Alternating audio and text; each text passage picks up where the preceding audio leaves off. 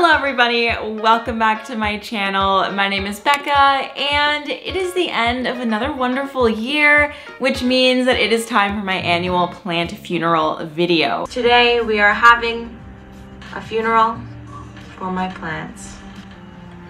I have to admit, I do have a lot of deaths to announce. Every year I've got a few. It's kind of like the Spotify recap, except not as fun. Every year, for the last maybe 4 years, or every year I've done my YouTube channel, I round up my plant losses of the year and just review with you what happened, who died, why. We lament together, and then at the end, I'm going to show a few of your plants that have died with their eulogies. With that being said, let's start with the first plant on my list, which is my queen Antherium. Now this one was quite sad, but by the end of the process of it dying, I was actually kind of relieved, which if you own houseplants and you have maybe even for a few months or up to a couple of years, you've probably felt the relief when a plant is finally like, ma'am, I am done. I'm checking out of the hotel and I'm not coming back. There is a little bit of a sense of relief that comes with that. And it's one of those things that is like maybe a little controversial to speak out, but I think a lot of us have felt that. So I will be the person to say it. So with this plant, it was gifted to me by someone who I really enjoy watching their content. So that in itself made it really sad. It was gifted to me by the Plants Meow. Wonderful Antherium content, and I was really touched that she sent me this plant. She sent this to me a couple of years ago, and honestly, it had never really been all that happy in my care, but it was like holding on. It got down to the point where I propagated a piece off of it to create a new plant, and then that plant ended up putting out a leaf, which was exciting. I thought that we were turning a new leaf, if you will, and then things just went downhill. And I lost that leaf, and then it turned into like a little stump situation. But in the end, nothing I did really brought it back to life. So it was a battle well fought. This is one of those that if I found one that was like really well established and already had multiple leaves, I think I would consider rebuying it, especially because the prices of this plant is going down significantly. But until I find one that is like mega established, I probably wouldn't rebuy it because it was just a really difficult plant for me to take care of. And Antherium, as we know, if you follow my channel, are not my strong suit, but I can usually keep them alive, usually. This was kind of sad and a little bit out of character for my plant care routine to kill an Antherium, but it happens. And again, like with these videos, I just want to normalize plants dying and we can learn from that. I just finished saying that I don't often kill Antherium, but the next one I have to say is an Antherium. It's the Silver Blush Antherium. And I am quite sad to report the death of this one because I've had this plant since I unboxed it, I think in 2019. It was actually my first import ever. And I had it for a very long time, well, from 2019 to almost 2023. This was a plant that I actually just cleared out in my video where I was like rearranging my plants. So I ended up tossing a lot of plants after that video, or like not necessarily tossing them, but like putting plants on my coffee table. I'm like looking at like 5 of them right now and I'm like, what do I do with these? I don't quite know yet.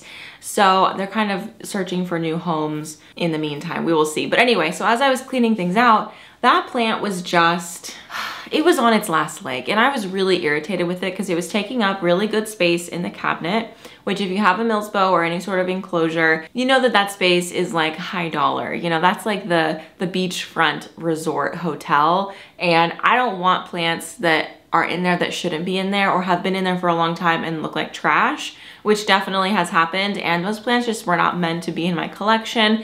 This plant, the Silver Blush, I actually propagated a piece off of it because it put up a baby, and I separated the baby in hopes that the mother plant might do something, because I was seeing that she was putting so much energy in shooting off babies, but not a lot of energy into the mother plant. So in my mind, I was thinking, okay, the mother plant is probably dying and she's just putting all of her energy into babies.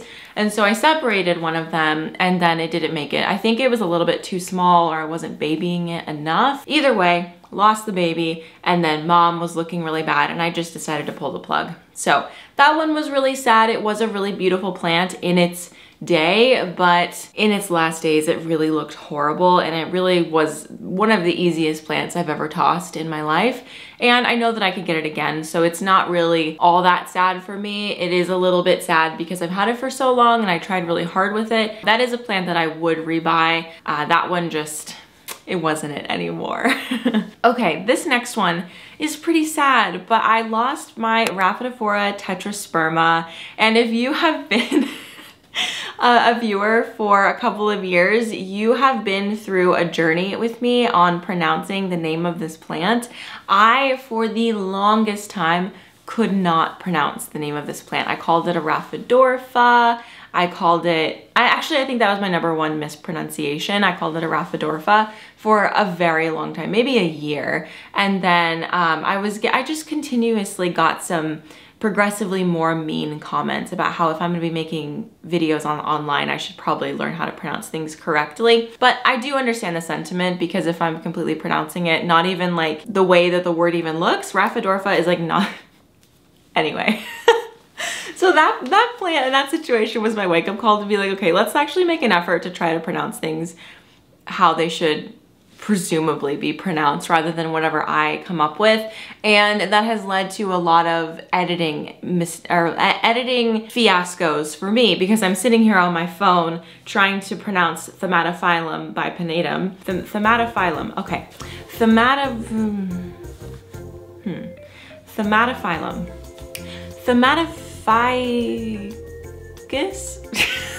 So I lost the Rapidophora Tetrasperma, and it actually was not doing great for a really long time, and I was trying to revive it, and it kind of came back, but then it wasn't it anymore. But what initially happened to make it go downhill is I got a puppy. So Cooper came into my life in 2020, October 2020, shortly after we moved here. It was really just a couple weeks after we moved here, and the plant had made the move. It was looking so good. It was maybe like 2.5 to 3 feet tall, and I was really loving it. But it was a plant that I had sitting on the ground, like directly on the ground. The pot was in a saucer on the floor.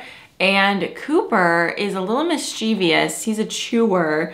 So he actually took to chewing on the plant at the base. And I didn't notice for a few days. And then one day I looked down and I was like, it looks like somebody has been chewing on this. He was a puppy, and I always tell people, like, no matter what pet you have, to make sure that you don't have plants like sitting on the ground. It's better to have them up in a stand, even if it's like just on a little stool a few inches off the ground. I just find that dogs aren't really, they don't care about plants. It's really cats that are more of an issue in that area. So I just found that when I put the plants up on a stand, he didn't care about them anymore. I think because maybe he thought things on the ground were fair game, which would explain the amount of shoes that I lost this year too. After I noticed he did that, I just propagated the whole plant down. I was kind of wanting to do it anyway because it was getting really tall, and ended up replanting it, and it just never really got its luster back. The leaves were very small, and they were always very curly no matter what I did. It was just an unimpressive plant, to be honest. So I'm not that upset that it died, but it does kind of suck because it was a plant that I really was so excited to find in person. I actually got it when I was in North Carolina at a farmer's market, and I met a really, really nice vendor there who is just one of the nicest people I've met to this day. So I am sad that I've lost the plant because it had a really sweet story behind it, but I know that it's a plant that I could get again, and it is a very, very fast grower. So if I ever wanted it again, I could definitely get it pretty easily. And it is a plant that I would consider buying again, but honestly, I don't really miss it all that much. Okay, up next is my Alocasia Larabakiana. Here I am checking the pronunciation. I'm pretty sure that's how it is pronounced. So this was one of the first alocasia that I had that I actually felt really confident about. Well, first of all, I saw it and I really loved this plant, but I thought to myself, all right, Becky, let's wait a second. Let's make sure that we actually really like this plant before we buy it. I went through my typical process when I'm buying a plant that I've never seen before. So I saw it at my local shop, really loved it, did some research on it. I didn't buy it immediately, and then I went home, and then I think the next week I went shopping with some friends in Kansas City, and I saw it again, and I was like, okay, I think this is my opportunity, because they had a lot of really big, beautiful, lush looking plants, and I'm like, okay, this will be a cute story. I was shopping with my friends and I got this plant. So yeah, I was really, really in love with this alocasia, and honestly, it is one of the easiest alocasias I've ever had, because all my other alocasia Well, I don't really collect alocasia that are necessarily difficult, but this one felt very easy to care for. Unfortunately, it did fall victim to spider mites, and I really did not do the right thing when it came to this alocasia. So basically I put just like straight up dish soap on it, like Blue Dawn dish soap, which I do recommend using for pest control, but I always have said to dilute it. And this time I didn't dilute it at all. And now I understand why you're supposed to dilute it, because it basically burned the leaves. So it survived the spider mites, but it did not survive the Dawn dish soap burn that it experienced. And all of the leaves just sort of started disintegrating, because what I did was I put the Dawn dish soap on a glove, and then I just worked the soap in with my gloves, and then I let it sit. All in all, it was a lesson learned on pest control. I think that pest control is something that I did feel super confident about, because I have been able to successfully find and eradicate spider mites. Like, it feels like hundreds of times in my collection, and the plants do look a little worse for wear afterwards, because pests are going to affect your plants. I mean, unless you find it like very, very, very early, they are just going to bring some damage to the leaves, and that is something that you'll notice until those leaves are replaced with new growth or something like that. But I think it tells a story, and it has never really bothered me too much when there's previous damage to a leaf, because we overcame the spider mites. But in this case, none of the leaves survived because of me, not even because of the spider mites. It was because of me and not like thinking about how strong and potent that dish soap truly was. So I ended up cutting off all the leaves and having it be a stump, because I know that alocasia can regrow, but in the end it just never regrew. And I ended up putting it outside thinking like, oh, the humidity of outside will help it, and then it got cold and I forgot about it. So there we go. This is a plant that I would rebuy though, because it was really fun and it was very beautiful. I really love lance-shaped leaves. It's like one of my favorite leaf varieties. I think it's so beautiful. So I would buy it again, and thankfully it is more accessible. I do see it quite often at my local nurseries when I'm out shopping. And with that being said, honorable mention, I had an Alocasia Black Velvet and an Alocasia Maharani, which I have shown on my channel quite a bit. They lived in my cabinet, and you know, they weren't like dead yet, but they were going to be. And it was one of those moments where I was cleaning out the cabinet and I was just over it and done, and I just wanted to be rid of these ugly plants that look like they're gonna die and probably will in a few weeks. So I just put them and myself out of our misery, and I just tossed them. And I do not feel bad about that at all. They were both very cheap and I can rebuy them pretty easily. I definitely could have cut off all the leaves and regrown them, but I'm just not in a place where I want to do that, so I just tossed them. Second to last one I'm going to say, because I just remembered another one in my head, but the second to last one I'm going to say is I had a really beautiful lemon lime Miranta, and for some reason I repotted it out of the pot that I originally repotted it into. It was getting too big for that pot, and I was like, let's get it into a little bit bigger of a pot and put it up on the wall here. And it hated that. Like, it was not a good transition. Pretty much as soon as I repotted it, it curled and it never uncurled again. And it was just really, really, really unhappy with me. And so my lesson in that is that Miranta, the lemon lime or the red Miranta, because I also killed a red Miranta, let's point that out too, they just don't really like change all that much. That's what I'm gathering from my personal experience with them. And they're also quite thirsty. Obviously it's a Marantaceae, so it's gonna have a little bit higher moisture needs than others. A small plant like that was not the best option for my wall here, because the wall is oftentimes a little neglected and I don't always get to watering it all the time. So that was definitely a mistake to move it from this shelf up to the wall and repot it. It is a plant that I would rebuy, because generally they're very affordable. I would definitely get a bigger one though, because with that one I ordered it online and it was like a 4-inch pot. And yeah, I think that I would just wait to find like a pretty established like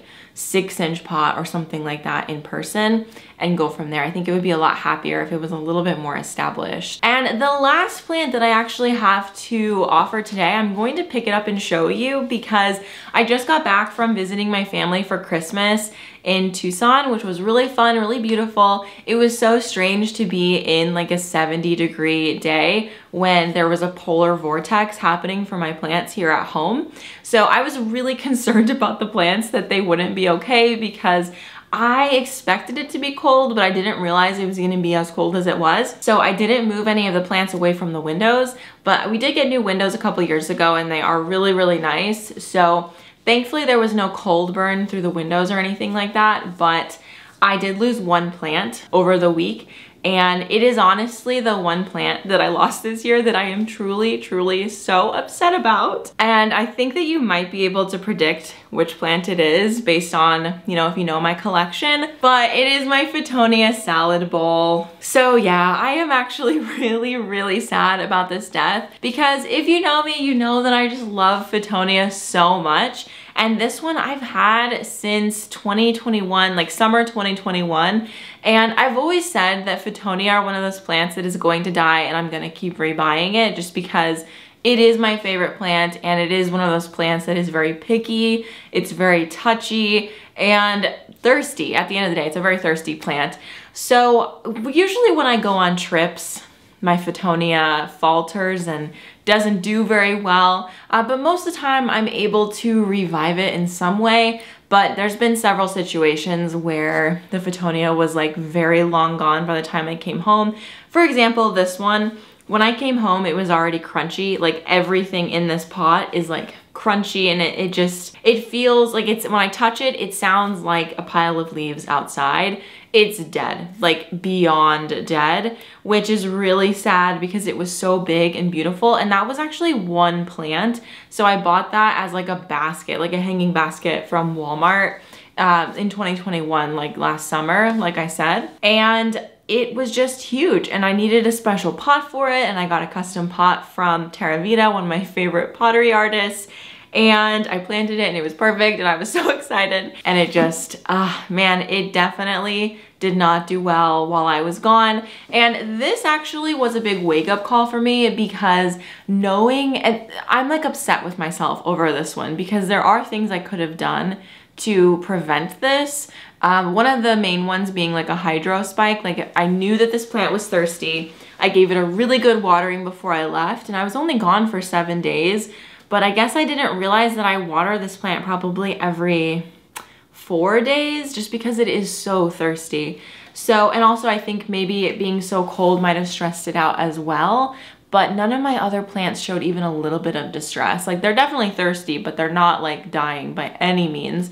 So anyway, point is, next time I go on vacation and I have a Fittonia, I'm going to purchase some hydro spikes and stick it in the pot and see if that helps keep the soil moist while I'm gone. I typically wouldn't be a fan of something like that because I really do believe that soil needs to dry out between waterings, but with Fittonia, especially on vacation, I feel like it's a good exception. Or if you have a fern or a calathea or something like that that is a little bit more thirsty, hydro spikes might be a good option, but I'm gonna try it out and see what happens. I might just have hydro spikes permanently installed in the future, but I'm gonna do some shopping and see if I can find some replacement Fittonia. I don't think I'm gonna be able to find like a big pot of Fittonia like I found originally.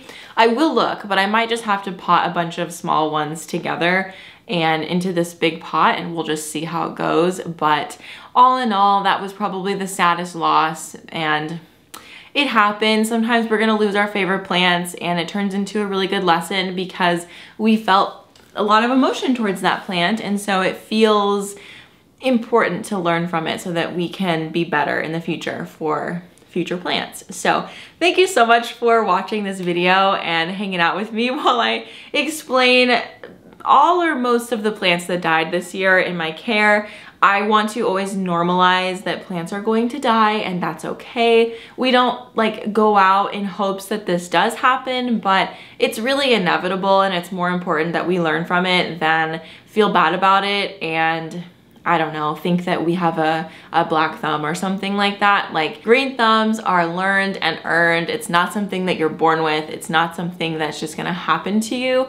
So if you had a lot of plants on your list this year, I think it's really important to reevaluate how often you're bringing in new plants into your collection, what types of plants you're bringing into your collection, and see how you can lessen that number in the future, because that's better for you financially and probably mentally. But all in all, we want to be getting better and better each year with our plant care. And I think this year, I really just learned that we can make it through pest infestations, and if a plant is no longer serving us, then it's okay to part with it before it dies. I have a really bad habit of letting a plant die without giving it away. Like, I don't like the plant anymore, so I just kind of like let it dwindle away into nothing. And I realized that this year, you know, I want to be better about getting them to a new home before we get to that point. So anyway, those are my lessons, like, really quickly for the year. I have so appreciated your guys' support on my channel this year. Truly, it means so much to me that you've subscribed and joined our community here. If you want to support me in other ways, I have a Patreon, and I'm also on Instagram and TikTok, and would love to have you over in any of those places. And I have a little bonus for you. So I had you guys submit some photos and eulogies for your plants that have died this year. So we're gonna do a little bit of a slideshow in honor of our fallen plants. So thank you so much for watching, and I will see you next time. Bye.